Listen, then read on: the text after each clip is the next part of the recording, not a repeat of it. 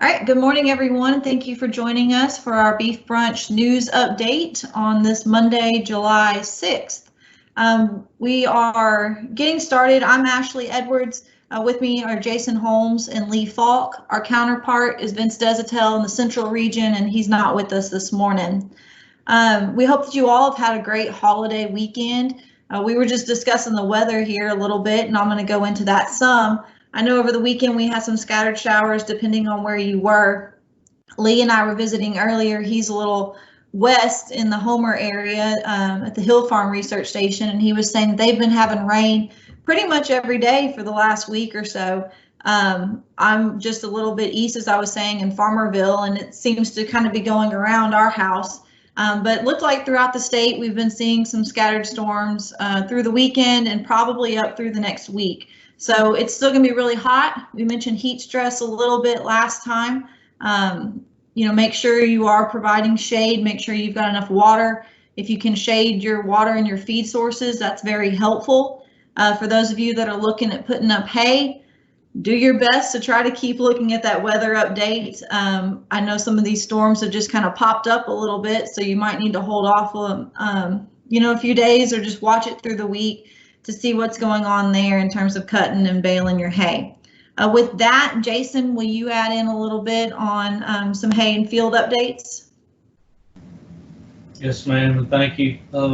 Just to touch base real briefly in terms of what we're seeing on the east side of the state, and there's some excellent hay fields out there right now. They look really good, and we've been blessed so far with the amount of moisture that we've gotten this summer. We just encourage folks with all of this lush green forage out there. Please keep a check on insects. We visited a little bit about that in the last news update, but just keep a check on those army worms. We had some reports of grasshoppers popping up in the west side. So just please keep scouting. Don't let those insects get in there and ruin a really good crop of hay.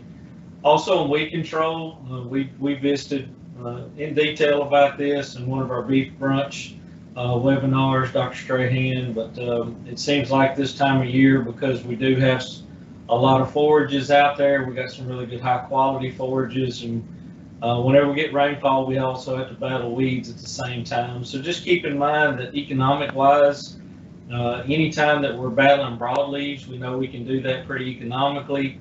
We've got some really good products out there to battle those broadleaves, cypress weed, horse nettle, goat weeds, those kind of things. We've got some really good products. But whenever we start trying to remove grass from a grass, like Johnson grass or barnyard grass or crabgrass or those sedge type weeds, we know that it gets very costly for us to control those. There are some products out there that we can do it with. Barnyards and crabgrasses, we know we can control with quinclorac. Johnson grasses, and we've got some options culturally as well as chemically, because we can turn cattle in there and graze those out. If we don't want to put out a herbicide, we know we can graze those out pretty efficiently with cattle. But if you do want to switch over to a herbicide, either running a wicker bar across that or trying to control spot spray with glyphosate, or controlling with product containing sulfosulfuron. Those are very effective on those Johnson grasses. So you got some options out there. Pay attention to soil fertility. Make sure that those hay fields are being fed the way that they should be fed. Remember that those hybrid Bermuda grasses require a good bit of nitrogen application, and also remember the amount of potash that you're removing each time that you make those cuttings. When you remove that forage, you're removing potash at the same time. So just keep a check on forage nutrition or on soil nutrition to make sure that those forage stands are in the best shape that they can be. Thank you. Lee, do you mind talking a little bit about the USDA-APHIS request for public comment on RFID tags? Yes, thank you, Ashley. Glad to be with you all this week. Hope you had a very good 4th of July and everything. I want to talk just briefly about a news article that came out last week. It was on July the 2nd. USDA is seeking public comment about possibly transitioning to RFID tags as official identification tags for cattle. That's RFID, of course, is radio frequency IDs. And this is not new news, I guess you would say. This popped up last year. And in fact, they actually sent out a proposal for a time frame on transitioning to RFID tags rather than metal tags as an official identification for movement of cattle interstate. They don't have a time frame out yet. This is the early stages. Once again, that last push got kind of went by the wayside, I guess you would say, last year, but they're once again seeking comment on this. So at the bottom of this recording, we'll put a link in on this news article from USDA. They are seeking producer and public comment on this. So if you have strong feelings about this, I would encourage you to possibly look into leaving a comment and educating yourself on what they're proposing to do here. Thank you. Yes, sir. Thank you. Jason, how do the markets look? Well, we had a short week this week with the 4th of July holiday, so the Fed market traded mostly steady. Cash prices were only $1 or $2 lower. Slaughter volumes ran higher than a week ago, but ultimately they'll lag behind because we're going to be a day or two short on slaughter due to the holiday.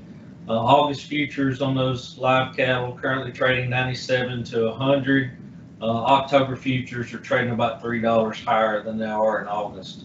5 to 600 weight steers, medium large ones and twos, sold $1.38 to $1.41. So that class traded a little bit higher this past week, $2 higher to $5 lower than the previous week. 700 to 800 pound steers sold $1.26 to $1.33. That's about $3 to $6 higher than the previous week. August futures are currently trading $1.32 to $1.36 on those feeder type cattle. September futures are $1 higher than they are trading on the August board. And we'll keep it short this week, so I'll turn it back over to you, Ashley. All right, thank you. I meant to mention this earlier when Jason was talking about weed control in the hay fields. He mentioned the beef brunch that we have with Dr. Strahan, and I will link that down at the bottom.